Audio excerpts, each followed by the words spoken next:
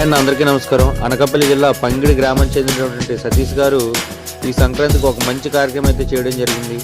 వాళ్ళ తల్లిదండ్రులు సన్నిబాబు గారు, అదేవిధంగా గంగమ్మ గారి పేర్ల మీదుగా అనకాపల్లి జిల్లా యలమంచిలో ఉన్నటువంటి గ్రామ సమాజం ఆశ్రమం నందు మంచి రుచికరమైనటువంటి మంచి భోజనం ఏర్పాటు చేయడం జరిగింది. అదేవిధంగా అక్కడ ఉన్నటువంటి పిల్లలందరికీ కూడా మంచి స్నాక్స్, అదేవిధంగా వృద్ధులందరికీ బిస్కెట్స్, ఫ్రూట్స్ కూడా ఏర్పాటు చేయడం జరిగింది.